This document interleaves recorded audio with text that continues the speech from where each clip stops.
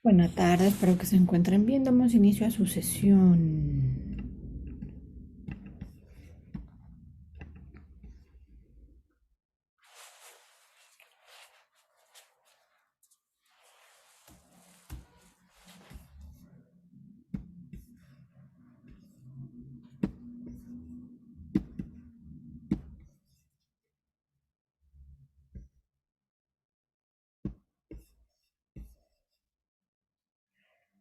Buenas tardes, chicos. Espero que estén bien, que nos sigamos cuidando mucho y que les sigamos echando ganas.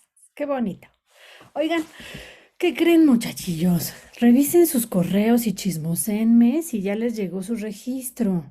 ¿Todavía no? No A mí no, teman. maestra. No teman, ya les va a llegar, porque ayer en la tarde les dije, ¿qué onda con mis registros? Y me dijeron, ya estamos en tus registros, porque ya ven que les digo que obviamente no somos el único grupo, están registrando los de licenciatura y maestría y todos los que estamos en tesis. Entonces me dijeron, ya liberamos unos de licenciatura y no me acuerdo si tengo un grupo de licenciatura, pero no me acuerdo si ellos también mandaron. Una disculpa, muchachos. Pero ya les va a llegar. Esta semana estaré ahí muy insistentemente a que les lleguen porque, pues, una cosa muy bonita que vi en sus trabajos ya son detalles muy pequeños, muchachos. Eso está muy bonito. Entonces eso quiere decir que ya vamos a liberar.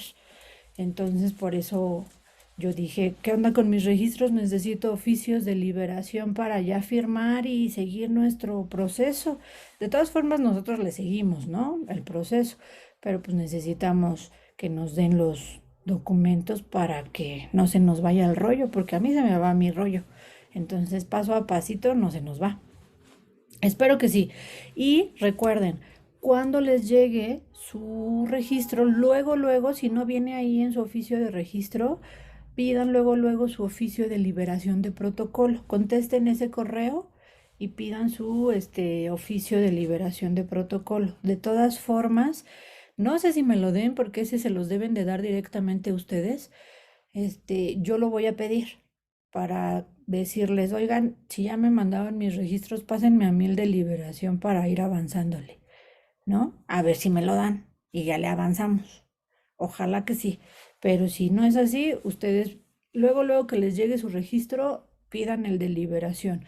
Porque le dije a la maestra Brenda, yo voy a liberar, pero necesito el oficio. Y me dice, tú libera y ten ahí tu registro de los que ya tienes liberados, ya nada más que cuando les llegue el oficio les firmas. Y le dije, bueno, está bien, pero ya está, el proceso ahí está avanzando. ¿Sale, vale? Entonces, vámonos con observaciones generales y vámonos con siguiente paso. Observaciones generales. Revisen completito su protocolo. Recuerden, todo el formato del protocolo debe de estar con un margen de 2.5, 2.5, 2.5 y la izquierda 3.5. ¿Ok? Ese es el margen. Letra, Arial 12. ¿Ok? Interlineado 1.5. Si en algún punto se nos escapa, me dicen, ¿eh? Interlineado 1.5. ¿Qué más? Si quieren utilizar sangría en la primer línea de sus párrafos, es en todo su documento. Todo el documento. Si no quiere, incluyendo las citas largas. Ojo, porque acuérdense, cita corta va dentro del párrafo de margen a margen. Cita larga lleva sangría del lado izquierdo, pero también es un parrafito y la primera línea lleva la sangría, ¿ok? Para que si les faltan esos detalles, chequenlo. Si no quieren que lleve sangría la primera línea de sus párrafos, no pasa nada. Eso es estilo de cada uno de ustedes. No lleva, pero no lleva todo el documento. No unos sí y unos no. Es o todo o nada. ¿Ok? ¿Qué más? Chequen las características de los niveles de títulos y subtítulos. ¿Ok? Porque a veces se nos va una. Y con ese uno, pues ya no está completo. ¿Sale, vale? Entonces, chequen esos detalles. ¿Qué más? chequen que sus referencias estén en orden alfabético, por favor. Todas las referencias deben de estar en orden alfabético. Ahora bien, aquí viene un detalle, un dato importante. Las citas, digo, las referencias, perdónenme, las referencias, espérenme, estoy buscando mi datito para que no les diga yo más, yo menos. Aquí estamos. Ojo, sus referencias deben de ser de 60 a 80 referencias de toda de su protocolo y de su tesis. ¿Ok? ¿Pueden ser más? Sí, pero el super minimísimo es 60, el regulis es 80 y ya más no importa. Ahora, ojo, hay referencia directa y referencia complementaria, porque van a decir, mis no, si las cuento ahorita a lo mejor sí me salen, porque habrá quien sí. Y si las cuento y no me salen, ¿cómo le hago? ¿De dónde las saco? Si ya está el protocolo, nada más me faltan puntos y comas. Ni modo que le agregue citas. No, no, no vamos a inventar. No, no, pausa. ¿Qué vamos a hacer? Por eso son referencias complementarias. Nosotros consultamos N cantidad de fuentes. ¿Están de acuerdo? No todas las utilizaron para su protocolo en realidad, pero sí consultaron N cantidad de fuentes. Entonces, ustedes ya tienen en sus referencias correctamente APA con el formatito, en orden alfabético, etcétera, las que son, digamos que son 50, ¿no? Las que tienen ya listadas, ya ahí en su trabajo. Nos faltan 10 por lo menos, ¿no?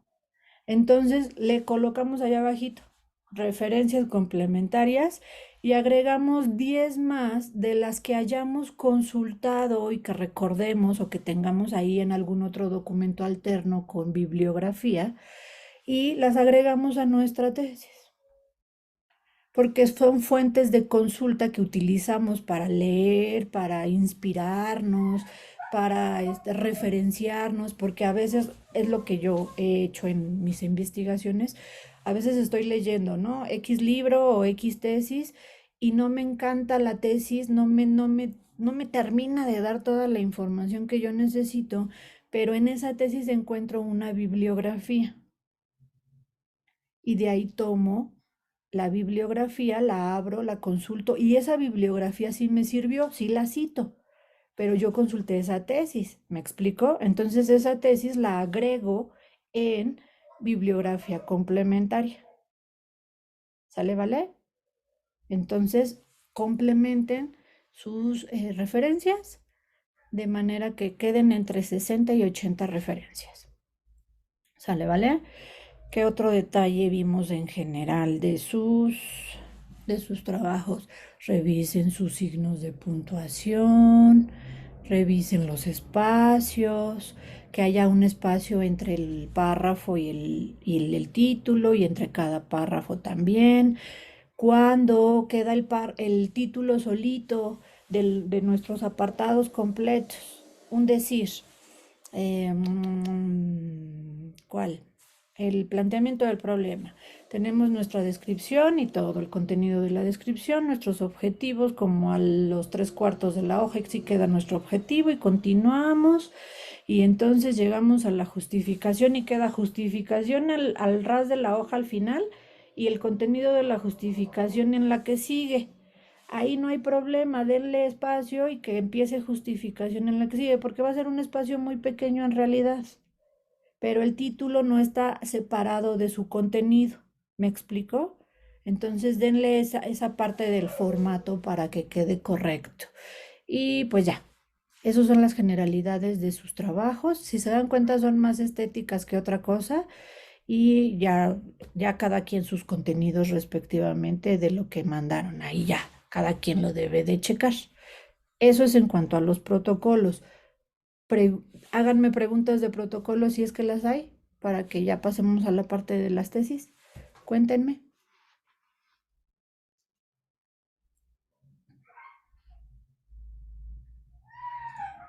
Yo no tengo tantas referencias en mi protocolo. Más o menos son como 30. Pero Entonces entonces ahí sí tengo un problema grave. hay O que le agrego agregar, 30 complementarias. exacto, hay que agregar 30 complementarias. Sí, Ah, sin ya. problema. Gracias, maestro. Las De que hagan acuerdo. falta para completar esas 60, 80, hay que colocarlas en complementarias. Y Entonces la son en base al complementaria. protocolo solamente, puro protocolo 60-80. Entre 60 y 80, sí, porque las que vas a ocupar para los capítulos pueden ir cambiando, corazón. Entonces, desde protocolo ya debes de tener el respaldo de las 60 o 80 referencias. Y la complementaria la pongo como, vuelvo a ordenar ahí como diferente o ajena a las que ya tengo. Son como dos apartados, por Sí, así decirlo, dentro de ahí las haz de fuentes de cuenta consulta. que es el subtema de la referencia general. Ajá, La referencia exacto. general queda como tipo nivel 1 de título y ya colocas tus Ajá, referencias y después nivel 2 a la izquierda referencias complementarias sí, y ya colocas ajá, tus referencias exacto. Muy complementarias. bien, Es de correcto. acuerdo. Las que les hagan falta, si les hacen falta 50 complementarias, pues 50 complementarias. Si les hacen falta 5 complementarias, 5 complementarias. ¿Ok? Para que se cubra este requisito de que sean de 60 a 80, porque pues son las que nos solicitan para maestría. Entonces, evitémonos detalles innecesarios de cómo tu trabajo está súper bien, pero no tienes las referencias completas. Ah, no. Vamos a evitar esos detalles y las colocamos como complementarias, que es completamente legal, y ya, queda el requisito satisfecho. ¿Sale, vale? ¿Alguna otra dudilla de protocolo? Sí, en mi índice, Ujú, por ejemplo, en las recomendaciones, ujú. me dice que lo estructure como capítulo 1, 2 y 3 y 4 y demás, pero ahí ya tengo duda. O sea, yo siento que sí lo tengo estructurado así, pero no entiendo bien ahí la Pero ¿me recomendación. estás hablando del protocolo o me estás hablando de los capítulos? Bueno, de la tesis. Del, bueno, ya, Ahorita no pregúntenme de sé. protocolo para no revolvernos. Ahorita pregúntenme Ya, de ya, ya, protocolo y ahorita pasamos a lo del el índice y ya el desarrollo ajá, de capítulos. ya. ¿Alguna otra duda, comentario de sus protocolos? Parece ser que no, solo corregir, poner puntos y comas que nos hayan faltado. Muy bien. Ahora, la siguiente sesión se va a habilitar en la plataforma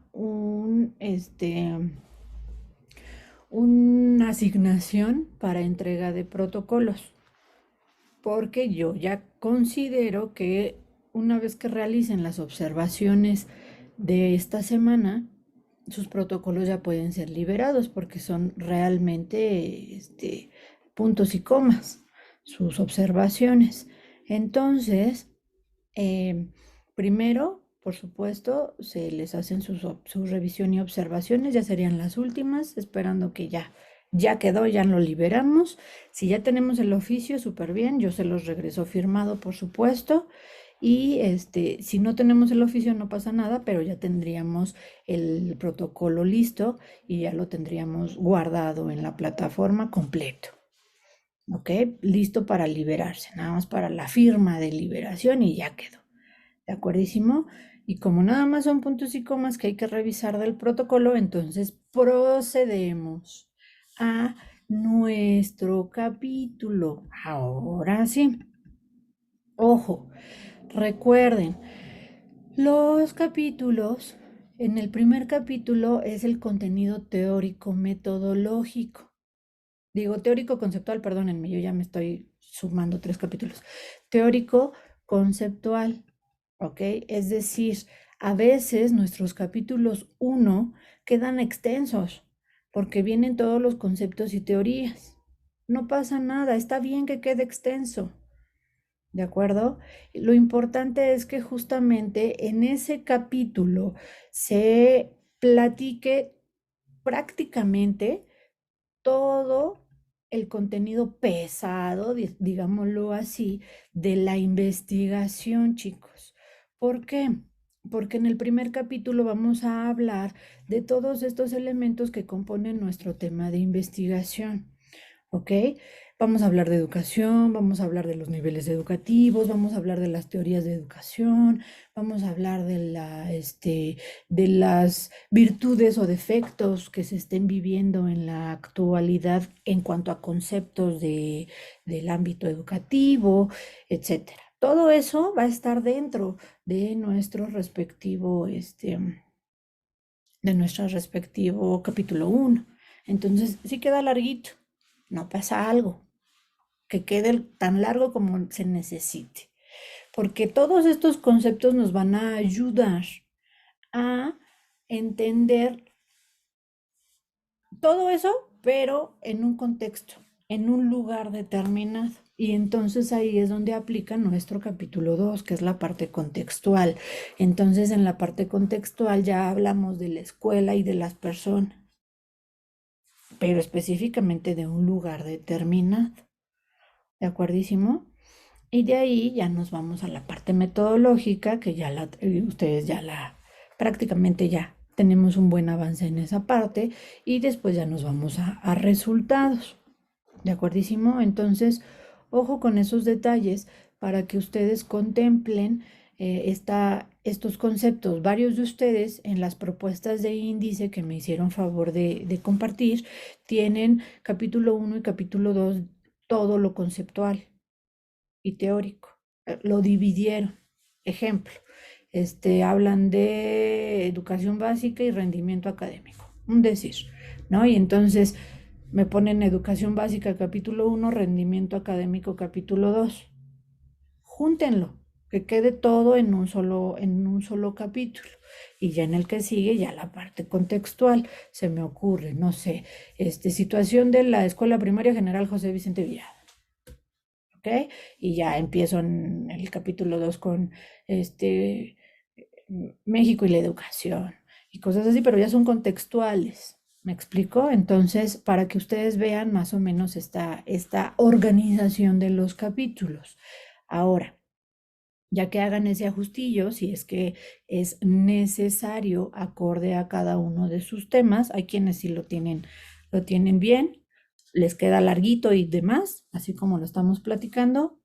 Entonces, entremos en materia. ¿Qué nos toca entrar en materia? Todo lo que tienen ustedes en el marco teórico lo van a acomodar en su capítulo 1, ¿ok? Es decir, sus conceptos y sus teorías las van a acomodar en cada uno de los apartados que ustedes están proponiendo de su capítulo 1. Eso ya nos da un avance porque ya tenemos información, ¿no? Ya está citada y ya está todo. Ahora, ¿qué vamos nosotros a realizar? Vamos a complementar. Es decir, tal vez lo que yo tenga en mi marco teórico no me abarque todo lo que yo puse como temas y subtemas de mi capítulo 1. Entonces me va a tocar desarrollar los que hagan falta o complementar los que queden pequeños. ¿A qué voy con los que queden pequeños? Todos y cada uno de los apartados, por sencillos que sean, deben de tener mínimo 3 párrafos. Máximo lo que ustedes quieran o lo que el tema necesite. No hay máximos, pero mínimo 3 párrafos. Y fíjense, tan sencillo como que en un párrafo puede ser una cita larga. Otro párrafo, su explicación de su inspiración. Y otro párrafo, una paráfrasis. Y ya son 3. Y queda bien estructuradito, muy coquetón. ¿Por qué?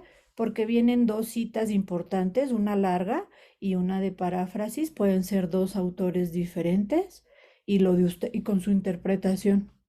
Listo, padrísimo. ¿Me explico? Hasta ahí, ¿cómo vamos? ¿Bien? ¿Dudas? ¿Comentarios? ¿Vamos bien? Pónganme deditos. Así. No, los suyos no, estos. Pónganme deditos de que todo bien. Ah, gracias muchachos, gracias. Ok, ahora, ojo, ya que tengan todos, váyanse así, así paso a pasito como les voy diciendo, porque si no se nos va la hebra, ¿ok?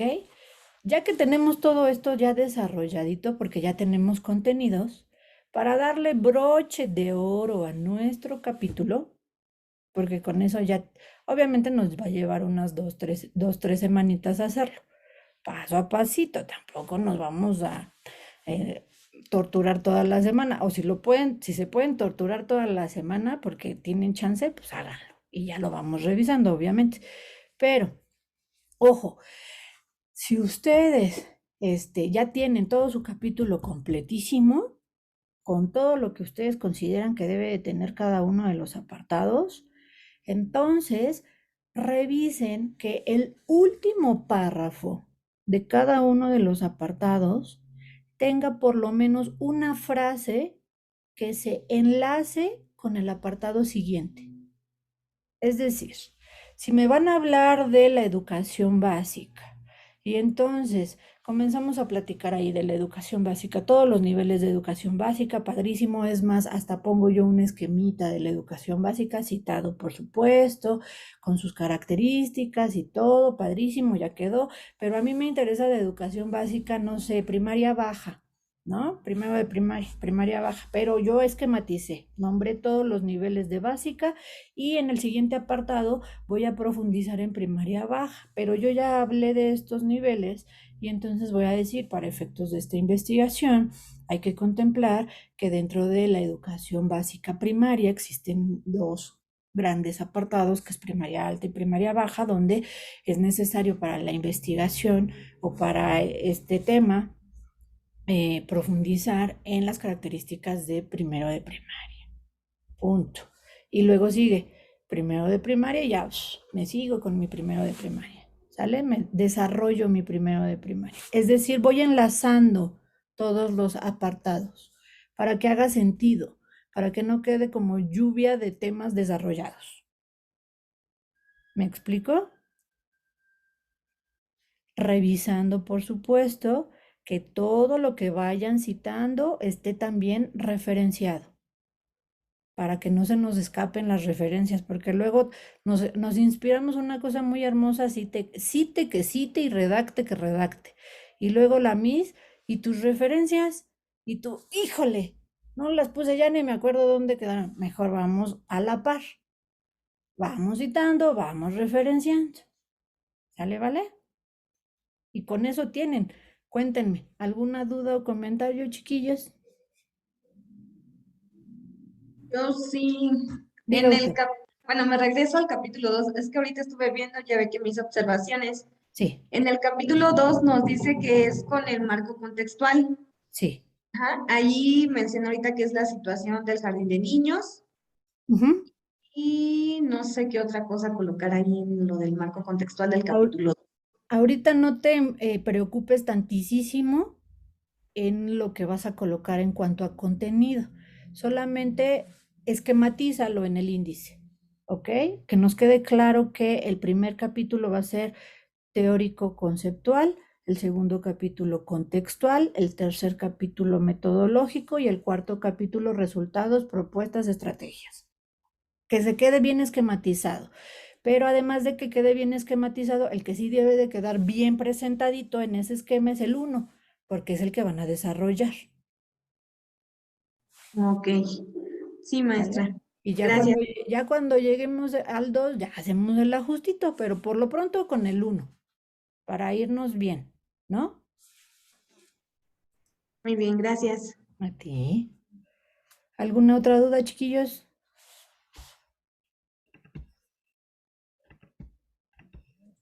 Yo pedirle su opinión, ¿le puedo compartir pantalla? Adelante.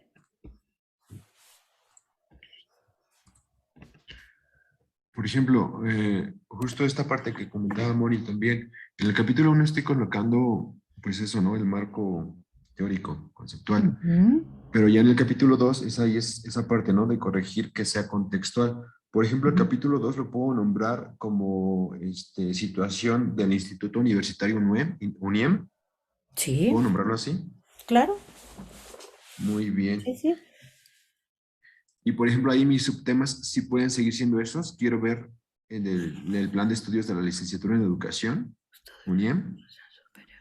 En el capítulo 1 te recomiendo que no le coloques como título contexto, porque eso va a ser Ajá. tarea del capítulo 2. Ah, ya. Entonces, ahí le puedes colocar nada más la educación superior basada en competencias. Muy Y eso, bien. no, y eso nos da mucha tela de dónde cortar, porque ahí tú Sí. nos puedes hablar desde, eso es básico, educación, educación superior, con todo lo que implica educación superior, las competencias para la educación superior. Ujú. Y estaría muy bonito y ahí tú considéralo, yo nada más doy sugerencias, ¿ok? Considéralo tal vez cómo se construye una competencia. Es bien bonito y bien interesante de cómo se construyen las competencias, ¿ok? Pero para educación superior, no te me vayas a ir a media superior. Para educación superior, cómo se construyen las competencias y de ahí entonces ya podemos ver qué onda con el turning. ¿Por qué? Porque una cosa es cómo se construyen en teoría o en nuestra formulita matemática educativa de cómo se construye una competencia, cómo se construye una competencia en México, cómo se aplica una competencia en México y cómo se genera esta situación del turning, pero en América Latina. Esa ya es otra Ujú. jugada. Entonces de ahí Sí. ya sale todo lo que tú nos estás planteando para la universidad específicamente y eso nos da el brinquito muy bonito hacia el capítulo 2. ¿Cómo ves? Ya. Sí, me gusta. De hecho, sí, ya lo había pensado quitarle esa palabra de contexto también. Entonces, Este, la palabra como tal de contexto, si quieres, la puedes colocar, pero en el capítulo 2 así de contexto de la educación superior en UNIEM. ujú, Si quieres ponerle así, si no, quítalo completamente y colócalo tal vez en algún subtema, ujú. De ¿no? acuerdo. Sí. Y Tú para el capítulo 3 marco metodológico, así como está, así está bien ya. así déjalo, Ujú. 4 ya también, ¿no? así Así, déjalo, así fuentes de déjalo. consulta, referencias y Ujú. anexos. Muy bien, esa era mi duda, maestra. Muchas gracias. A ti. ¿Ya vieron, chicos? Así se dan una idea, ¿no? Con este ejemplo del compañero, para que ustedes estructuren el suyo. Yo solo sugiero, obviamente los contenidos de sus temas y demás son acorde a lo que ustedes conocen del problema, porque nadie mejor que ustedes para saber el problema y lo que ustedes quieren decir del problema, ¿ok? Yo nada más les comparto un poquito de lo que puedo conocer de cada una de las áreas y es cuando les sugiero, como lo acabo de hacer ahorita con José, de que es bien bonito, porque digo, me parece muy interesante a mí la construcción de las competencias en materia educativa, pero cómo funciona esa construcción de competencias en el ámbito del superior, de educación superior, porque es bien diferente de cada uno de los niveles. Entonces ahí ya le va a tocar a él cómo lo va a incluir en su tema y ahí sí ya cada uno de ustedes, ¿no?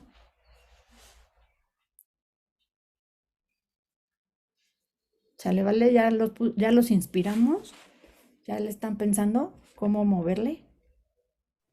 Es que creo que me explayé mucho en mis capítulos. Mira, yo te recomiendo que lo dejes así, corazón, ahorita, y coloques contenido con lo que tienes.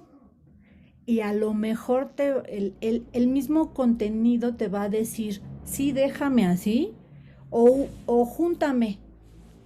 Un decir, si pusiste enseñanza, aprendizaje, docente, alumno, uno por uno, ¿no? Y entonces el mismo contenido para tu tema específicamente te va a pedir que coloques el, no sé, se me ocurre, el quehacer docente en la enseñanza-aprendizaje. Y ya tienes tres. en 1 en lugar de 4. ¿Me expliqué más o menos? Sí, Entonces ahorita no te presiones porque veas un listado enorme de tu capítulo 1.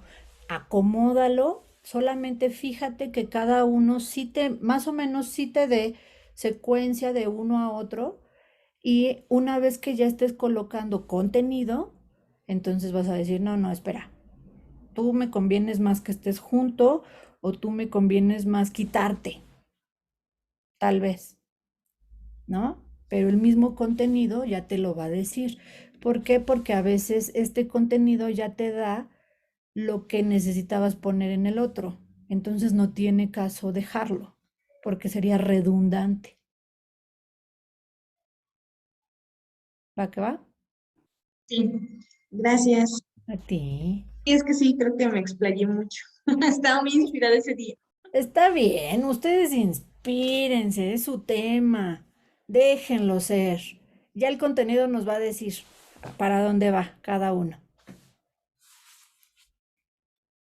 Y obviamente vamos a rescatar, paso 1, rescatamos todo lo que tenemos en marco teórico, sin el estado del arte. Es decir, conceptos y teorías, perdónenme, no les dije sin el estado del arte. El estado del arte se queda ahí como está, ese es respaldo de la investigación, pero conceptos y teorías es lo que se rescata para capítulo 1. ¿Sale? Vale, ojo, que les diga que no ocupen el estado del arte como tal no quiere decir que no pueden consultar esas tesis. Claro que sí, esas tesis seguramente tienen conceptos, tienen apartados, tienen teorías que les sirven en sus investigaciones. Por algo las pusieron en el estado del arte. Consúltenlas, úsenlas, cítenlas. Claro que sí. A lo que voy es que no tomen, o sea, lo que está en su marco teórico sí lo pueden colocar y tal cual introducir a su capítulo 1, tal cual como lo tienen en el protocolo. Pero el estado del arte no, de colocar la referencia y el resumencito de la tesis. Eso no se puede tomar tal cual y colocarlo. Pero si algo de ese resumencito lo pueden citar, puede ser. Eso sin problemas. ¿Sí me explico? Muy bien. Y si no hay dudas, esta vez les quiero compartir un video que me resultó muy hermoso sobre somos lo que la educación hace de nosotros. Es de neurociencia, chicos.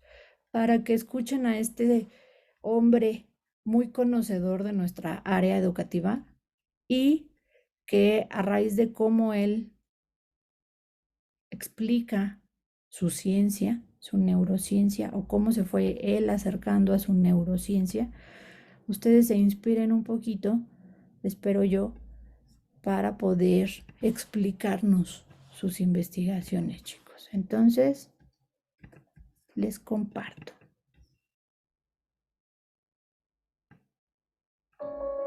Pero nunca sustitutivo del maestro. El maestro debe ser la joya de la corona de un país. Es su humanidad lo que puede transmitir humanidad.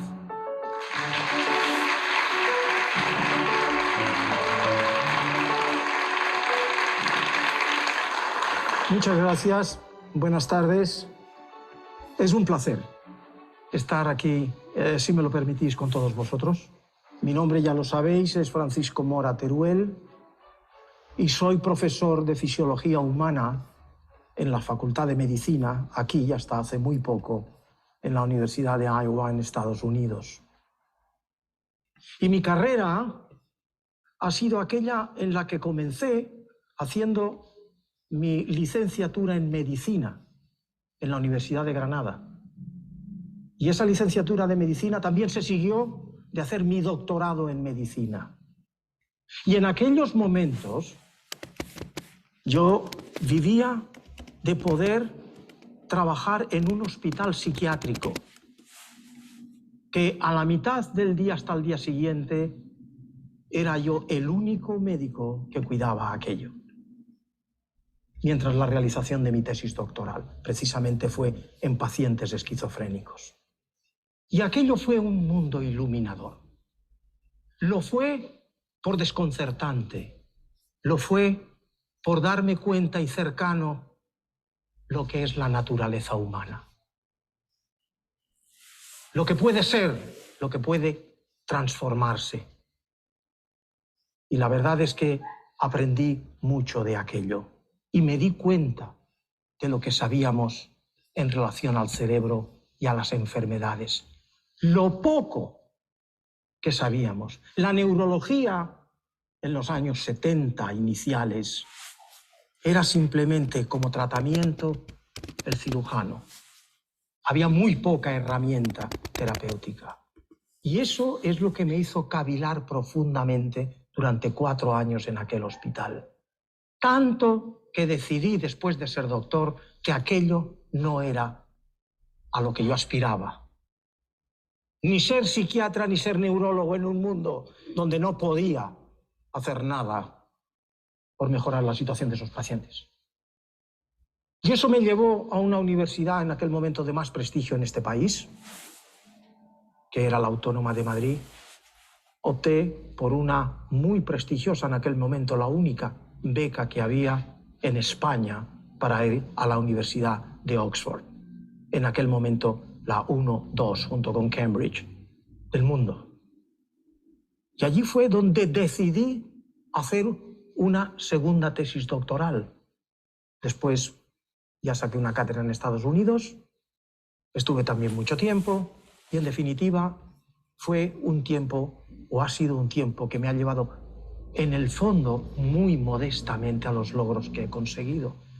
Lo que aprendí en el hospital psiquiátrico, en donde hice esa tesis primera de medicina en Granada, pues la verdad es que fue, insisto, algo rompedor, algo que me transformó, algo que es lo que me empujó definitivamente a progresar en todo este terreno que llevaba. Implanté un animal con electrodos y registré de nuevo una sola neurona. Una neurona que ustedes, algunos, si no lo saben, lo digo, se transforma en sonido y su disparo es como un canto. Pop, pop, pop, pop, pop, pop, pop, pop, pop, pop, pop, que cuando recibe estímulos específicos, según donde se esté en el cerebro, o bien desciende el disparo o bien aumenta el disparo. Y sabemos por la tasa que esa neurona responde al estímulo específico. Pues bien, en monos rhesus posiblemente fue la primera vez en el mundo que alguien estaba viendo cómo el disparo de esa neurona en áreas de registro del cerebro que tienen que ver con el placer, con la recompensa, se modificaban en un animal que estaba hambriento y lo estuve alimentando para que pasara a saciedad. Y ver la correlación entre conducta y una sola neurona. Estaba tan ensimismado que no me di cuenta que era la Nochebuena.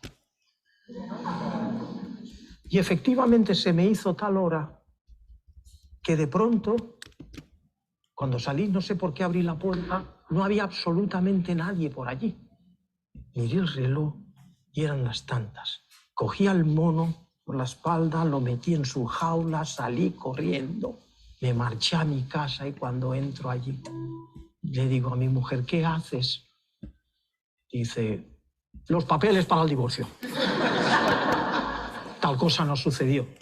Pero efectivamente, hacer investigación científica y cuando estás al borde de ver algo nuevo que nunca nadie antes ha visto, es tan excitante como puede ser el punto del orgasmo.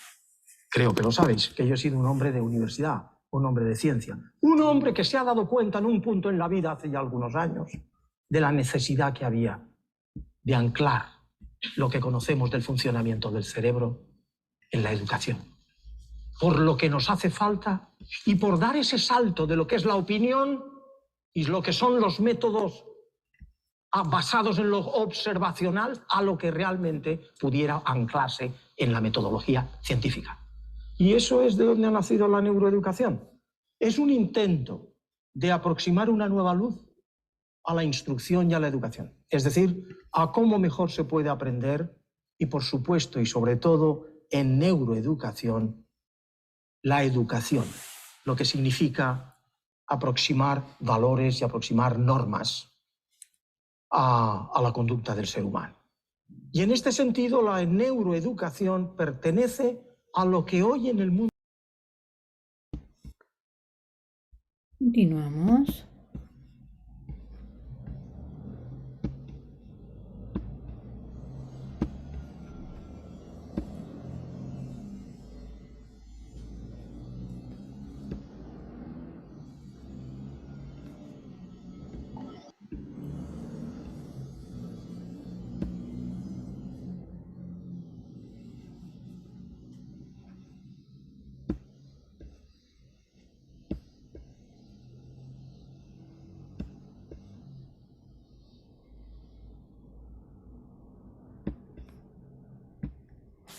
puede ser el punto del orgasmo.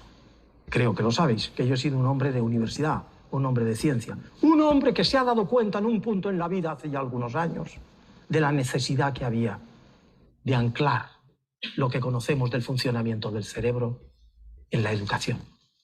Por lo que nos hace falta y por dar ese salto de lo que es la opinión y lo que son los métodos basados en lo observacional a lo que realmente pudiera anclarse en la metodología científica. Y eso es de donde ha nacido la neuroeducación.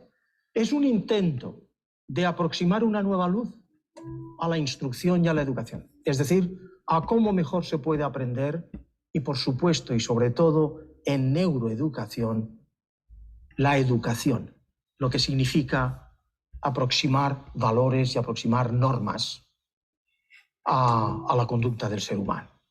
Y en este sentido, la neuroeducación pertenece a lo que hoy en el mundo es una revolución, que es una nueva cultura. La cultura en que vivimos y que hemos conocido y conocemos se está muriendo. Está naciendo una nueva cultura, la cultura neuro, que significa el darnos cuenta que el ser humano, lo que es el ser humano, lo que siente, lo que cree, lo que piensa, lo que hace, y en ello está evidentemente aprender y memorizar, es producto del funcionamiento del cerebro. ¿Cómo lo hace el cerebro? ¿De qué podemos sacar de ese conocimiento para poder enseñar mejor? Pues muchas cosas que supongo que será lo que sigamos con el diálogo. Pero desde luego se viene a decir que en no mucho intentar enseñar sin conocer cómo funciona el cerebro será algo así como intentar diseñar un guante sin nunca antes haber visto una mano. La importancia, por tanto, de ello es trascendente, pero es tan nuevo que es discutido todavía. Hay docentes de prestigio que todavía en este momento dicen es que no es tampoco tan necesario hablar del cerebro. Yo puedo explicar lo mismo sin apelar al cerebro. Yo digo que por lo menos la neuroeducación hay que aplicarla ya, aunque solo sea, o aunque solo fuere, para atajar, destruir lo que son, y ustedes y vosotros habéis oído hablar de ello, los mitos, neuromitos o falsas verdades.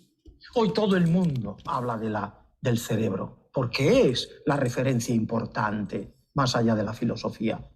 Es lo que nos aporta datos constatados. Y cuando hablamos así, hablamos de que podemos hablar de la memoria, del aprendizaje y de la memoria. Podemos hablar, insisto y lo repito, de valores y normas. Pero podemos hablar ya con fundamento de lo que significa y el valor que tiene la atención.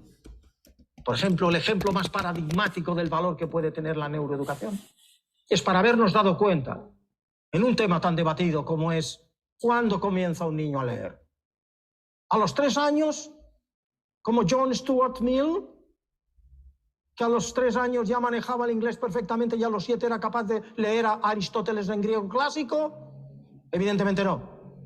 El niño que, sin embargo, tarda hasta los 7 años, evidentemente no.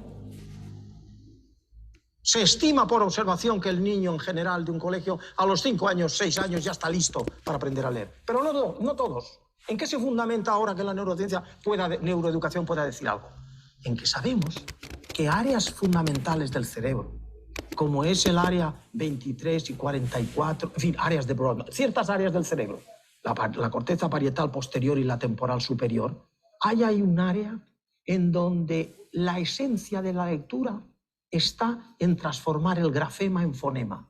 Si eso no ocurre, se lee muy mal o cuesta mucho. O hay que acudir a expandir los circuitos en otras áreas que cuesta sangre, que quiere decir castigo, quiere decir desazón, quiere decir malestar del niño al aprender. Y aprender algo, si hay que aprenderlo bien, hay que hacerlo con alegría.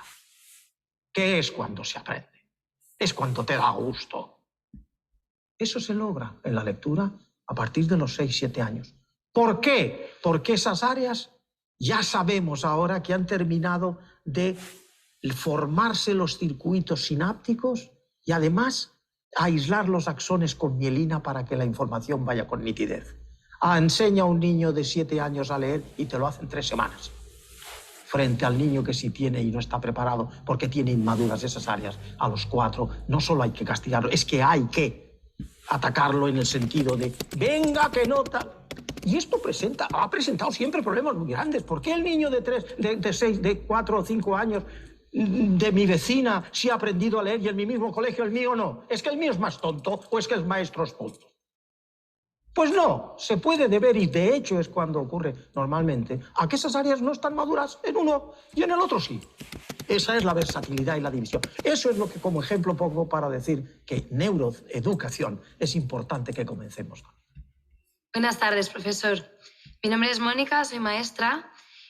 Parece que últimamente todo el mundo habla de inteligencia emocional, que se ha puesto de moda, y me gustaría saber, desde el punto de vista de la ciencia, ¿qué aportan las emociones al aprendizaje? Pues yo creo que es un tema trascendente, es un tema que para mí es el centro de la neuroeducación. Las emociones... vamos a ver, lo que es inteligencia emocional, y luego paso y le digo hablar de las emociones. La inteligencia emocional, usted ha oído hablar de Howard Gardner, el que subdividió las inteligencias en lingüística, matemática, intrapersonal, interpersonal, musical, etcétera, ¿no? Cuando se dio cuenta que la inteligencia, evidentemente, no es una y estática. Por eso es un error aplicar el IQ, es decir, para decir este niño es listo y este niño es tonto. Eso no sirve para nada. Porque son muchas las inteligencias que un niño puede tener. Una específicamente, brillante, genial, Mozart, para la música, y no tener otras. Y en eso, si le haces el IQ, es un genio. Pero si le aplicas cualquier otra inteligencia, es tonto. Y si no tonto, no la tiene buena. Entonces la cuestión está, ¿qué es la inteligencia emocional? No está tipificada dentro de esa clasificación, pero es evidente que refiere a lo que es, para Gardner, la inteligencia, digamos, interpersonal. Es la capacidad empática que decimos, la capacidad de intuir en el otro lo que dice, cómo lo dice, y el otro ver en ti una cara de, digamos, placidez, una cara de aproximación, una cara de esfuerzo en querer entender lo que dices, una cara en la que prácticamente en pocos minutos puede existir un algo misterioso, que es lo que hace que haya una transferencia emocional. Eso es lo que quiere decir inteligencia emocional, aplicar una inteligencia que sirve para el éxito que tú puedas tener en la vida. Tú puedes ser muy listo en matemáticas, o puedes ser muy listo en ingeniería, o puedes ser tal. Pero como no tengas la inteligencia emocional básica, cualquier pequeña cosa te tira por la borda toda tu capacidad matemática. ¿De acuerdo? Por eso el valor que tiene. La emoción es el sustrato que hace que el cerebro funcione. Que el cerebro funcione bien.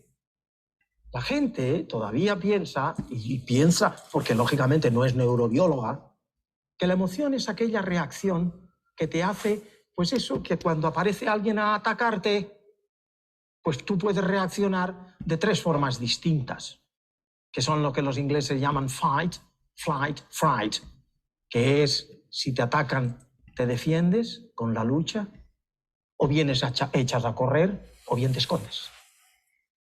Eso es lo más básico. Por eso decimos que la emoción es un proceso siempre inconsciente. Cuando tú luchas, o huyes o te escondes, que no te pregunten por qué lo has hecho. ¿Por qué has escogido A, B o C? No lo sabes. Yo qué sé. ¿No lo sabes? El cerebro ha trabajado por ti inconscientemente y lo hace por el camino que mejor sabe con seguridad que va a salvaguardar tu vida. Esas son las emociones. Por tanto, siempre que escuchéis hablar de emoción, sepáis que es inconsciente.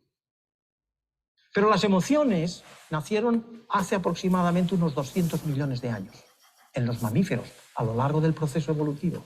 Y muy recientemente nos han dicho, en prestigiosas investigaciones, que posiblemente podemos trazar su nacimiento en los invertebrados que no tenían ni cerebro todavía, solo ganglios, hace 450 millones de años.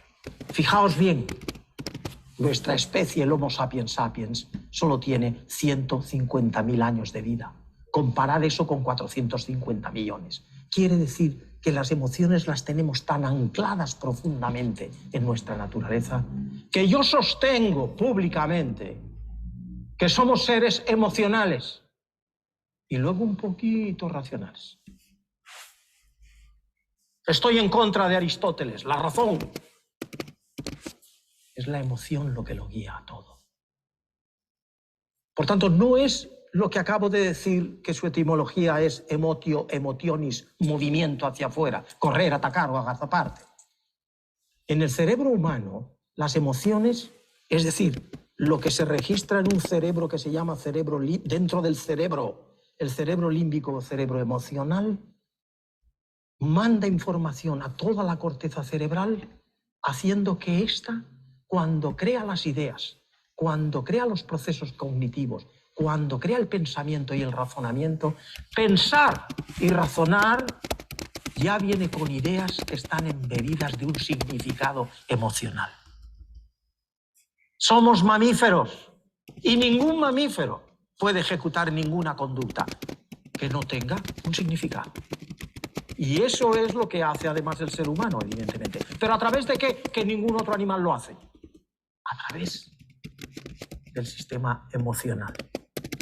La información que entra por nuestros ojos, por nuestros oídos, por nuestro tacto, gusto, olfato, etc., canaliza, después de un largo proceso de elaboración del mundo, canaliza a través del sistema o cerebro emocional. Y es después que va a la elaboración. En definitiva, la emoción lo embebe todo. Sin emoción no hay pensamiento coherente y bien ensamblado. No puedes pensar.